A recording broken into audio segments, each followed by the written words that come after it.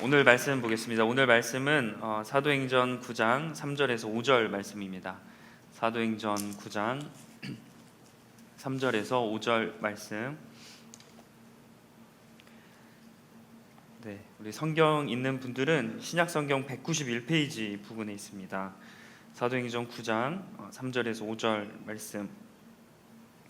네, 우리 함께 한 목소리로 봉독하도록 하겠습니다. 사울이 길을 가다가 다마스쿠스 가까이에 이르렀을 때 갑자기 하늘에서 환한 빛이 그를 둘러 비추었다. 그는 땅에 엎어졌다.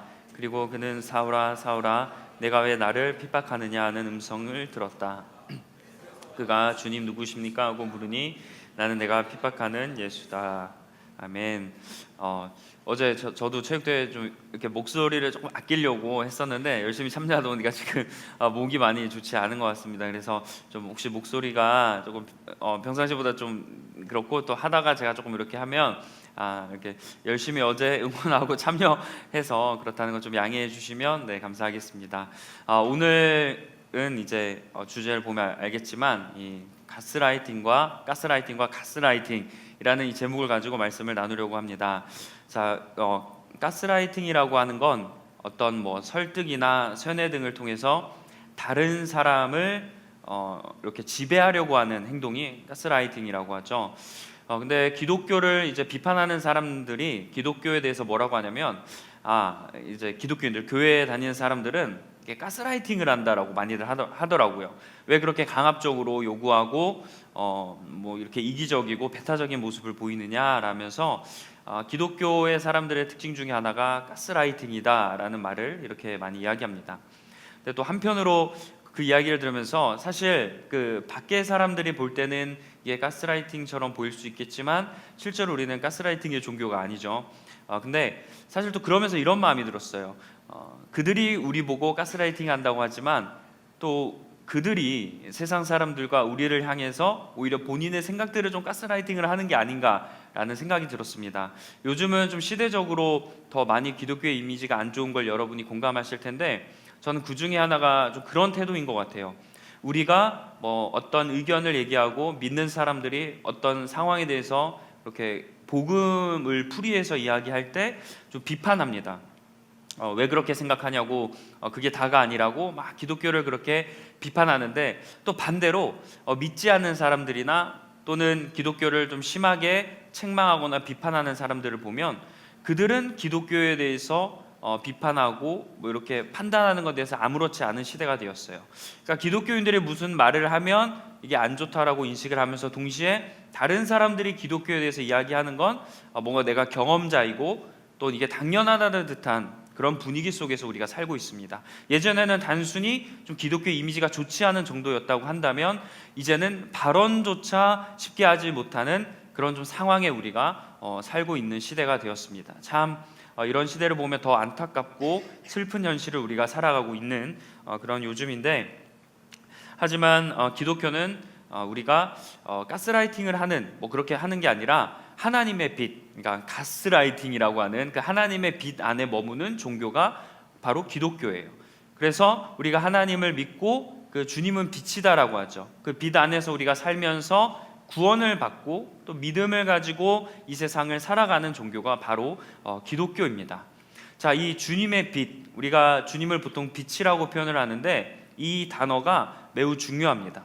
기독교에서 특별히 우리가 하나님을 만나는 그런 모습들 속에서 주님이 빛으로 오신 경우들이 많이 있는데 그 중에 하나가 바로 오늘 본문의 내용이에요. 자, 오늘 본문에서는 사울이라는 사람이 등장합니다. 근데 이 사울은 우리가 알고 있는 바울이에요. 그래서 저는 오늘 사울이라고 이야기하지 않고 바울로 이야기하면서 말씀을 진행하도록 하겠습니다. 자, 바울은 우리가 알 때는 선교의 대명사라고 알고 있습니다. 자, 이제 우리가 선교를 떠나고 이제 준비하면서 여러 가지 교회 공동체적으로 선교에 집중하고 있는 시기를 이제 가고 있는데 그러면 선교하면 우리가 가장 먼저 떠오르는 사람이 바로 바울일 거예요.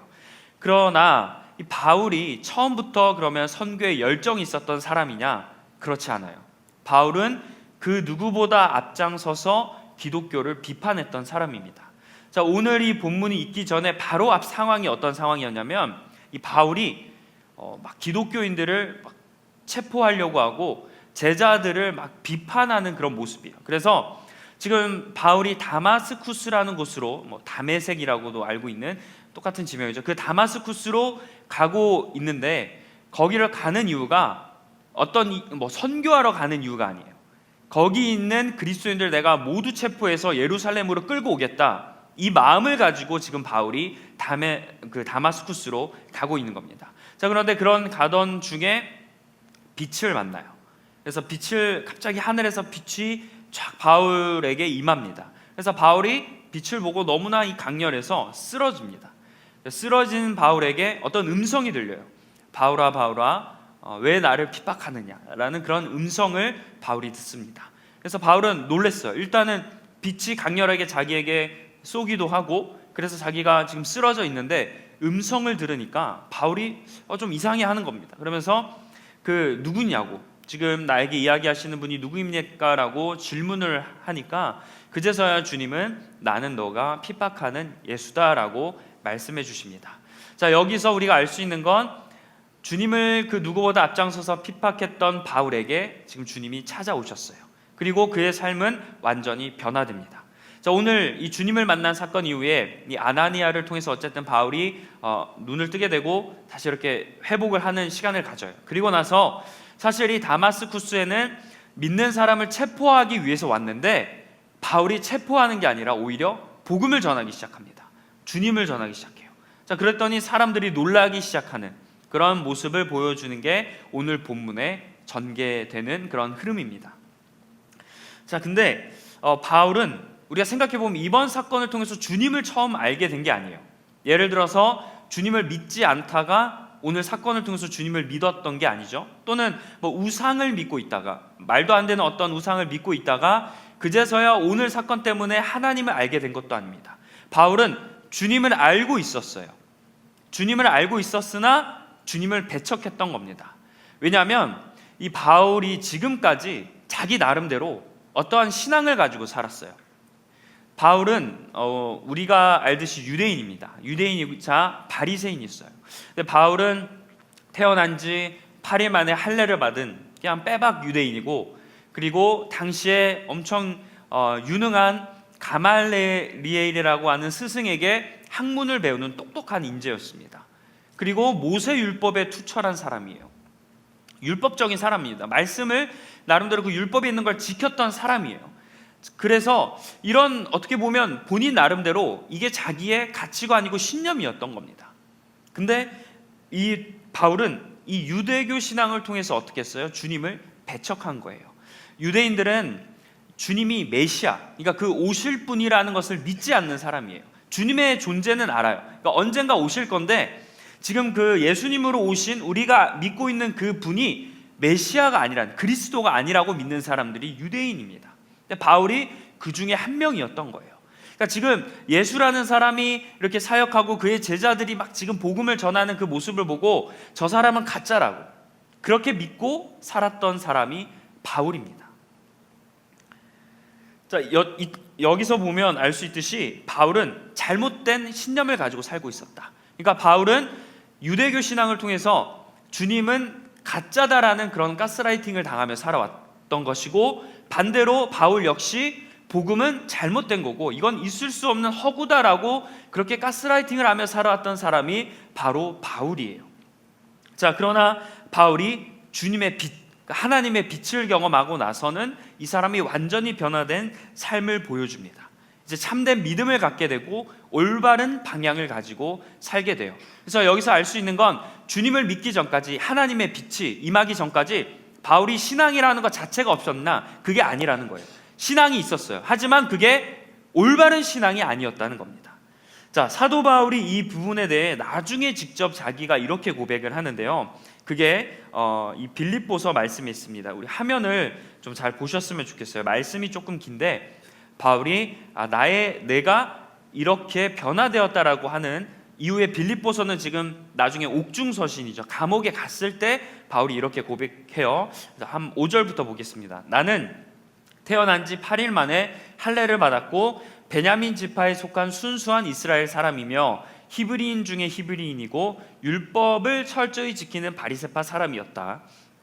그리고 교회를 박해하기까지 한 열심을 가졌다. 그러니까 바울도 열심이 있었어요. 근데 그 열심의 방향이 뭐예요? 잘못된 신앙에 오는 열심이었다는 거죠. 그러니까 바울은 열심이 없었던 사람이 아니에요. 나름대로 엄청 열정을 가지고 살아갔는데 그게 어떤 열정이었어요? 교회를 박해하는 열정이었다. 자, 그리고 율법에 비추어 보아도 흠이 없는 사람이다. 여러분, 내가 하나님 말씀을 비추어 보면 나는 말씀을 너무나 잘 지키는 사람이다라고 고백할 수 있는 사람이 여러분 우리 중에 몇이 있겠습니까? 근데 바울은 내가 그렇게 과거에 살았다는 거예요. 나는 흠이 없는 사람이다라고 고백합니다. 자, 다음 넘겨주시면, 그러나 내게 유익하고 그 모든 것을 나는 그리스도를 위해 다 버렸다. 그러니까 과거에 그런 잘못된 가치관이 나에게는 유익했던 거예요. 근데 그 모든 것을 버렸는데 누구를 위해서 버렸어요? 그리스도를 위해서 버렸다. 더구나 내가 모든 것을 잃어버린 것처럼 여기는 것은 내 주 그리스도 예수님을 아는 지식이 훨씬 더 가치가 있기 때문이다. 나는 그리스도를 위해 모든 것을 잃어버렸다. 내가 그 모든 것을 쓰레기처럼 여기는 것은 그리스도를 얻고라는 겁니다.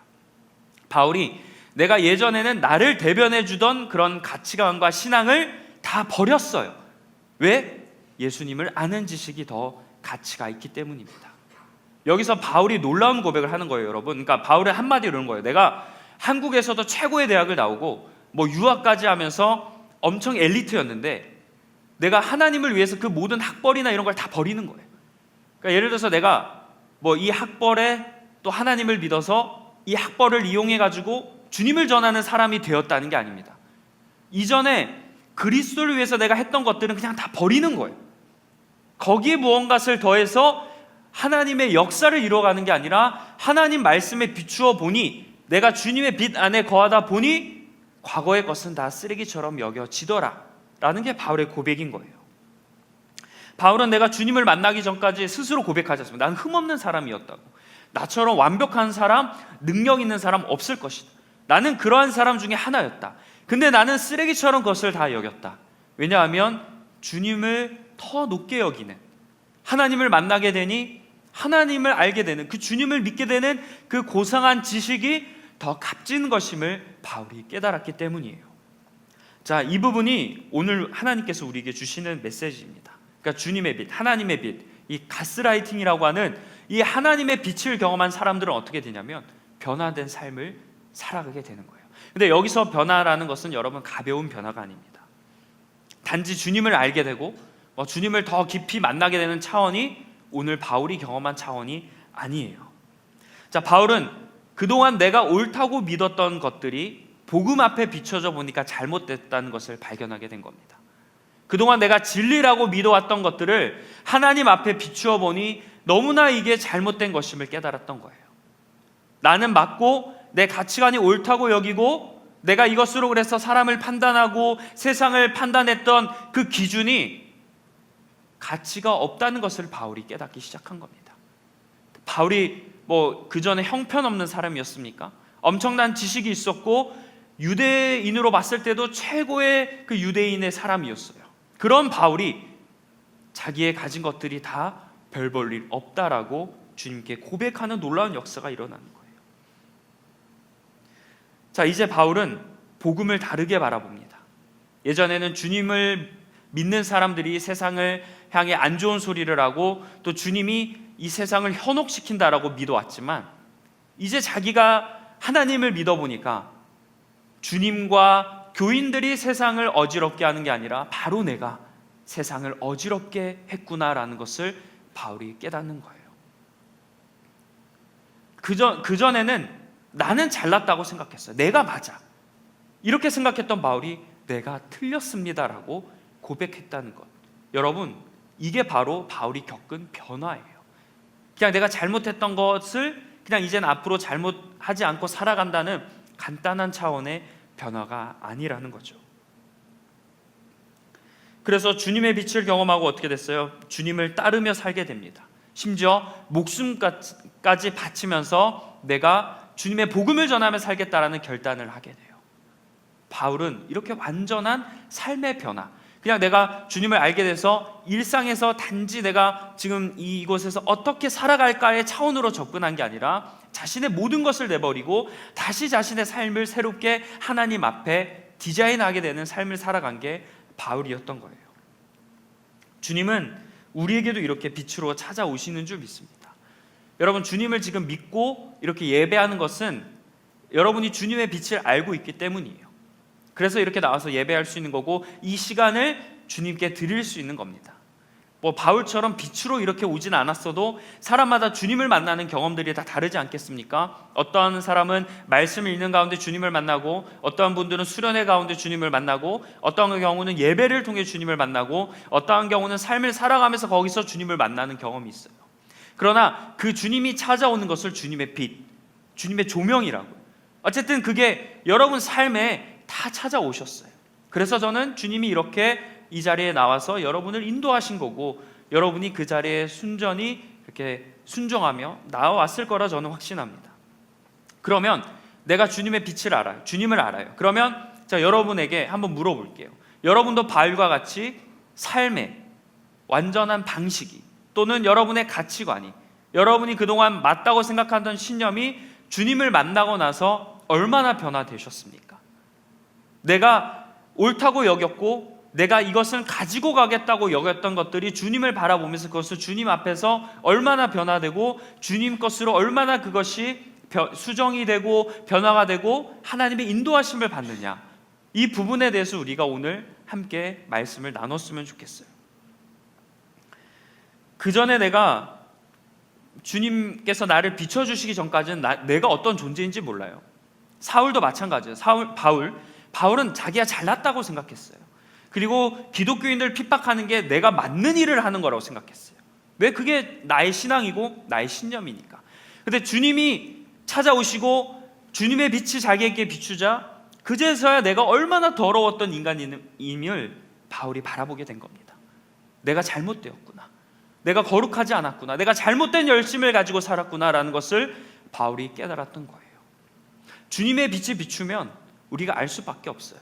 어둠 가운데 빛이 비추면 보일 수밖에 없지 않습니까? 내가 보지 않으려고 해도 빛이 비추면 보일 수밖에 없어요. 자, 그렇기 때문에 주님이 우리에게 비춰주시면 나의 잘못된 부분들, 내가 혹시 오해하고 있는 부분들, 거룩하지 못했던 부분들을 자연스럽게 알게 됩니다. 근데 내가 이것을 인지하지 못한다, 또는 내가 이것을 알고 있지만 그거대로 살지 않는다라고 하는 것은 내가 주님의 빛은 알아도 주님의 빛 안에서 살아가는 것은 아니라는 거예요. 근데 우리가 때로는 많이 오해해요. 내가 주님의 빛을 알고 있는 걸 마치 주님의 빛 가운데 살고 있다라고 오해하고 있다는 거예요. 자, 바울이 복음을 핍박하던 그 시절의 특징이 있어요. 믿는 사람들을 막 이렇게 죽이려고 했던 그 시절에 바울의 특징이 뭐냐면 자기중심적이었다는 겁니다.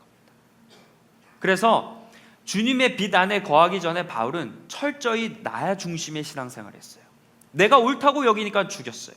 내가 내 신앙이 맞으니까 핍박했어요. 보세요, 그때 바울에게 주님이 나타나셔서 바울아, 너 그리스도인들을 핍박해라고 해서 바울이 그 자신의 신앙을 가지고 그리스도인들을 핍박했습니까? 바울이 처음 등장할 때부터 이후에 스데반이 죽고 이 모습들을 쫙 보면 하나님이 바울에게 말씀하신 적이 단 한 번도 없어요. 그건 뭐예요? 근데 그 사이에 바울이 여러 일들을 했거든요. 심지어 스데반이 돌로 맞아 죽이는 모습을 보면서도 뭐라 했냐면 당연하다, 지금 당연한 일을 벌어지고 있다. 그리고 그 스데반이 죽으면서 믿는 사람들이 곳곳으로 퍼져나가는 것을 보면서도 도망가니까 내가 저 사람들 죽여야겠다, 이렇게 마음 먹었던 게 바울이에요. 근데 그 과정 속에서 하나님이 한 번도 바울아 이렇게 행동해라고 말씀하시지 않았어요. 바울이 자기가 맞다고 여기니까 그렇게 행동을 했던 겁니다. 그런데 바울이 변화되고 나서 어떻게 변화된 줄 아세요? 자기중심적이지 않아요. 먼저 주님을 믿고 주님만 바라보는 주님 중심적인 사람으로 살아갑니다. 그리고 바울이 사람들을 향해 하는 말을 보면 서로 뭐라고 해요? 사랑하라고 해요. 핍박했던 사람이 주님을 만나고 나서 서로 사랑하라고 합니다. 그리고 바울의 별명이 뭐냐면 위로의 사도예요. 위로. 항상 바울이 서신을 시작하고 나올 때 그리스도의 평안과 은혜가 위로가 여러분에게 있길 바랍니다라고 그렇게 하지 않습니까? 바울은 위로의 사도가 되었어요. 위로를 줄 수 없는 사람이었어요. 이전에는 오히려 바울 때문에 사람들이 위로를 받아야 되는 상황이었는데 이젠 바울은 위로를 주는 사람으로 변화되는 겁니다.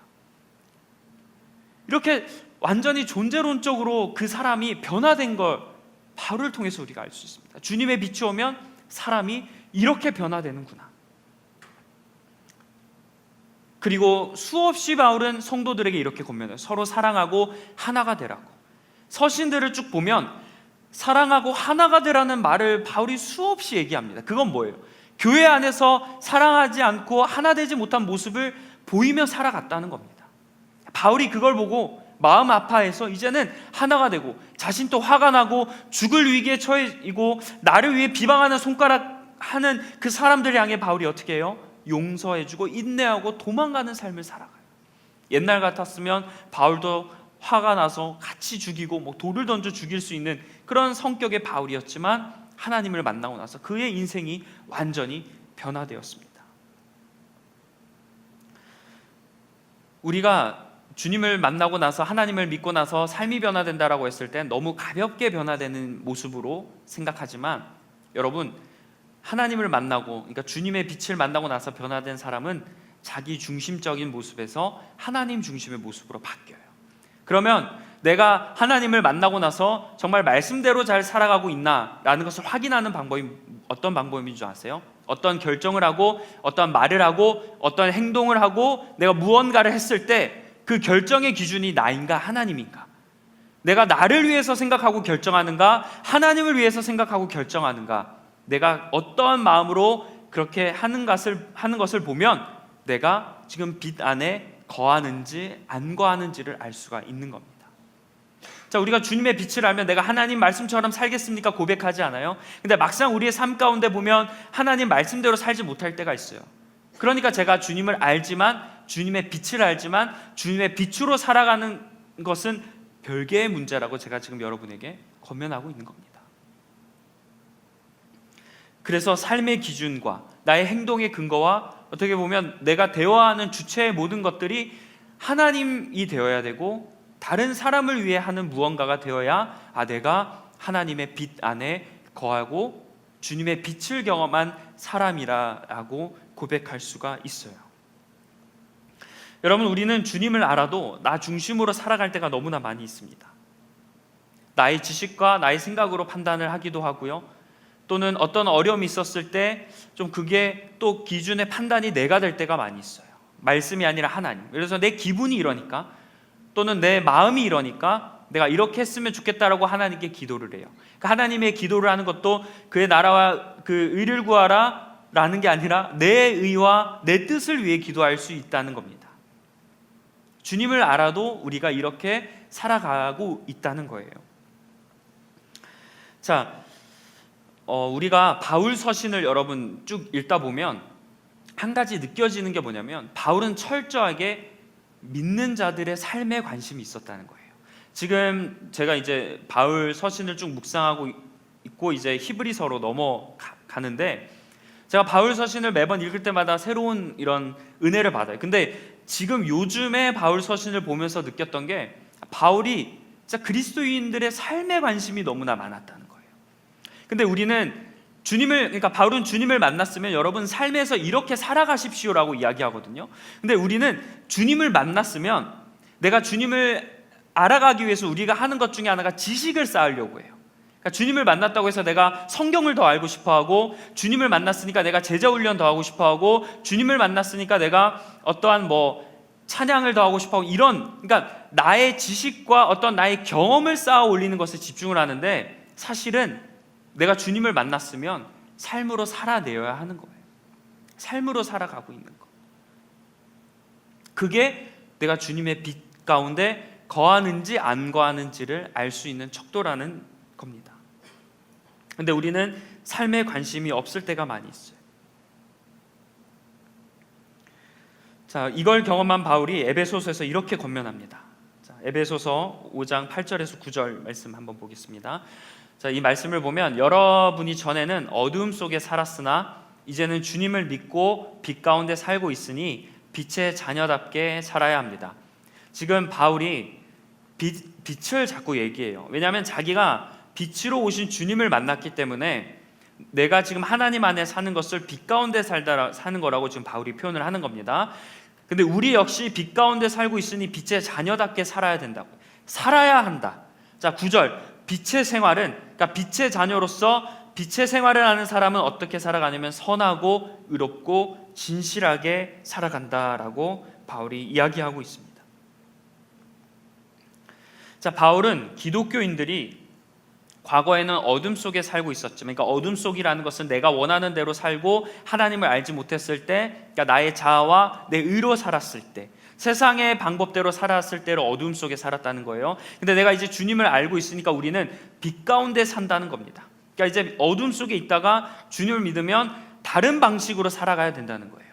근데 우리가 신앙생활하면서 주님을 만난 다음에 이런 고백들을 많이 합니다. 예전에 내가 하나님을 알지 못했을 때의 경험과 지식이 하나님을 만나고 나서 나에게 도움이 된다라는 이야기를 많이 하는데, 여러분 근데 전부 다 그렇진 않아요. 과거에 내가 믿고 과거에 내가 공부하고 내가 과거에 경험을 쌓았던 것들이 주님이 그대로 활용하시기도 하지만 그것을 그대로 전부 다 활용하시는 건 아닙니다. 가지치기를 해야 돼요. 채에 걸러야 됩니다. 근데 우리는 너무나 쉽게 잘못된 것들, 그러니까 바울처럼 내가 잘못된 것들이 있고 나의 잘못된 신념들이 있는데 주님을 알게 되면 그게 모두가 다 좋다는 듯이 반응을 하는데, 우리가 말씀에 비추어서 채에서 걸러내야 돼요. 그러면 내가 이전에 하나님을 믿었던 것들이 거룩한지 하나님의 뜻인지 알 수 있는 방법, 그 채를 걸르는 도구가 뭐냐? 아까 제가 말씀 보여드린 대로 선한 것인가, 내 과거들이 선한 것인가, 내 과거의 것들이 의로운 것인가, 내 과거의 것이 진실한 것인가를 보면 이게 과거의 것들이 하나님을 위해서 앞으로 사용할 것인가 말 것인가를 결정할 수 있다는 거예요. 여러분, 바울은 하나님을 믿고 나서 여러분의 삶이 풍요롭게 될 것입니다. 여러분이 축복을 받게 될 것입니다. 여러분의 삶이 이제 막혔던 것들이 열리게 되고, 시험에 이제 승승장구하게 되고, 회사에서 관계들이 풀리게 되고, 여러분의 삶에 하나님의 은혜가 놀라운 축복이 탁 펼쳐집니다라고 바울은 하지 않아요. 빛의 자녀는 뭐라고 해요? 의롭게 살라고 하고, 거룩하게 진실되게 살라고 하고, 선하게 살라고 해요. 자, 먼저 선하게 산다는 것 무엇입니까? 악하거나 이기적이지 않다는 거예요. 선하다는 것은. 그리고 용서하고 자비를 실천한다는 겁니다. 내가 주님을 만난 다음에 내 모습이 용서가 없고 자비가 없고 눈에는 눈, 이에는 이, 아직도 이렇게 살아가는 거면 내가 빛 가운데 살아가는 빛의 자녀가 아니라는 거예요. 왜 선해야 되냐면 주님이 선하시지 않습니까? 우리는 선하신 주님이라고 고백하지 않습니까? 그렇기 때문에 주님 안에 거하면 자연스럽게 선한 성품이 들어오는 거예요. 그리고 의롭다라고 얘기해요. 우리 요즘 청년들이 관심 있는 것 중에 하나가 정의예요. 정의.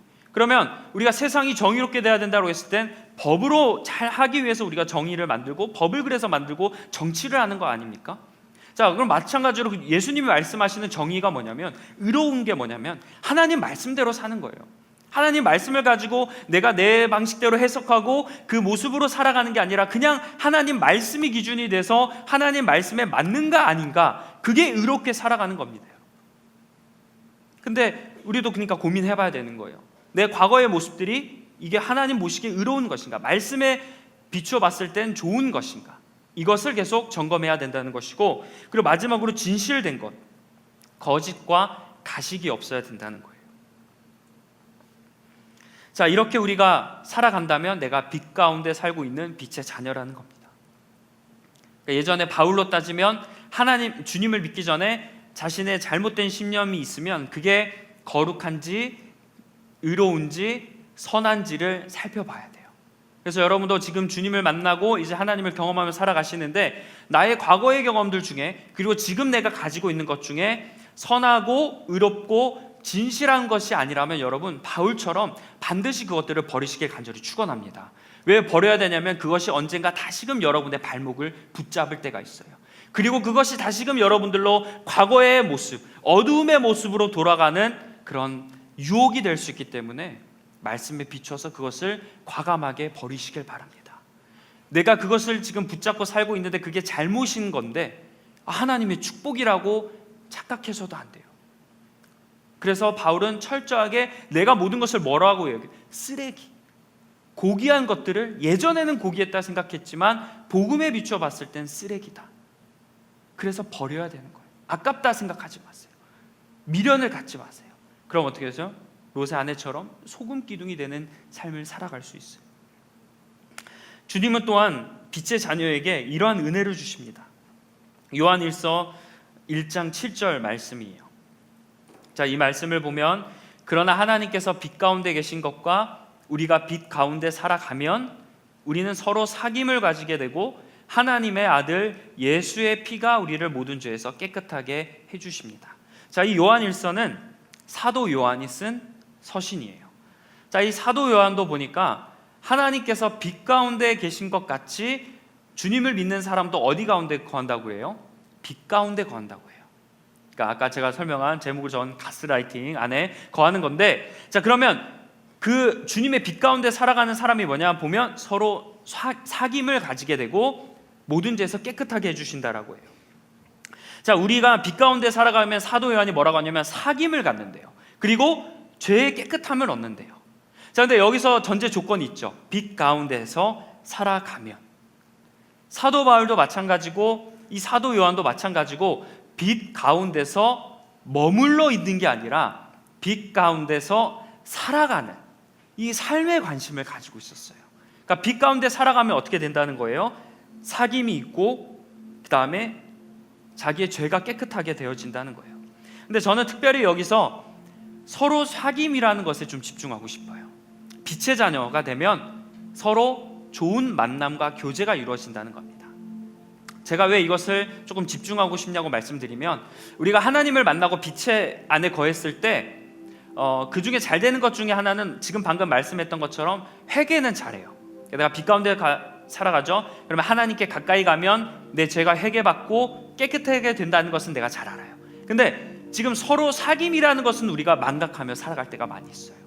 그러니까 나와 하나님과의 관계, 그 다음에 내 신앙에서는 우리가 잘 집중하며 살아가는데 서로 사귐이라는 이 교제라는 측면은 우리가 무시하고 살아갈 때가 많이 있다는 거예요. 그러니까 그리스도인들이 세상에서 사람들과 부딪히며 살아가요. 사람들과 똑같이 비판하고 살아가요. 용서하고 비판하지 말라고 하셨는데 더 세게 비판합니다. 말씀을 가지고 비판하고, 믿는 사람들과도 마찬가지예요. 용서하지 못하고 비판하고 서로 헐뜯기 바빠요. 근데 여러분, 저는 또 이 말씀을 보면서 한 가지 더 마음이 확 와닿았던 게 뭐냐면, 사도 요한이 지금 죄의 깨끗함과 서로 사귐이라는 두 가지 측면을 얘기했는데 왜 회개를 먼저 이야기하지 않고 서로 사귐을 먼저 이야기했을까? 그만큼 사귐이 중요하다는 거예요. 성도 간의 교제가 중요하다는 겁니다. 우리가 주님 안에 거하면 자연스럽게 사람들과 거룩하게 살아갈 수밖에 없다. 좋은 만남을 가질 수밖에 없다. 포용해주고 인내해주고 용서해주고 화합을 이루며 살아갈 수밖에 없다는 겁니다. 이거는 여러분 우리의 선택사항이 아니에요. 자연스럽게 나타나는 결과라는 거예요. 서로 사귐이 일어날 수 있다. 근데 우리는 서로 사귐에 대해서 어떻게 생각합니까? 중요하지 않게 생각해요. 사도 바울도 그렇고 지금 사도 요한도 사귐에 대해서, 삶에 대해서 중요하게 생각했죠. 그리고 하나님, 예수님 말할 것도 없어요. 주님은 하나님 그 말씀, 가장 큰 개념이 뭐냐고 설명했을 때 하나님을 사랑하라라고 끝나지 않았어요. 그 다음에 무엇을 얘기해요? 이웃사랑. 철저하게 기독교의 관심은 하나님과 나의 관계에 있지만 이웃과 어떻게 더불어 살아가느냐에 관심이 있었어요. 레위기에 보세요. 거기 나오는 출애굽기, 신명기, 그 나오는 십계명들 쫙 보세요. 다 어떻게 살아갈까? 하나님과의 관계를 정립한 다음에 이것을 어떻게 살아갈까에 대한 문제에 관심이 많았어요. 근데 우리는 하나님과의 관계에서만 계속 머물러 있어요. 이것만 잘하면 내가 빛 가운데 살아간다고 생각할 때가 있습니다. 그러나 여러분, 거기서 만족하지 마시고 넘어가셔야 돼요. 내가 어떻게 더 나아갈까? 내가 어떻게 다른 사람들과 교제할까? 여러분, 그 중에서 우리가 사실 세상에 살아가면 여러분 사람들과 사귀는 거 어렵지 않습니까? 일단 가치관이 달라요. 나는 믿음의 가치관을 가지고 살아가는데 세상 사람들은 세상의 가치관을 두고 살아간단 말이죠. 그럼 거기서 여러분 100% 부딪히실 거예요. 그래서 여러분 이 사귐, 서로 사귐을 할 수 있는 가장 좋은 자리가 어디인 줄 아십니까? 셀이에요. 서로 사귐, 그 성도 간의 교제가 일어날 수 있는 가장 클라이막스인 자리가 어디냐면 셀 모임이에요. 근데 여러분 셀 모임 어떻게 생각하세요? 중요하지 않게 여기지 않습니까?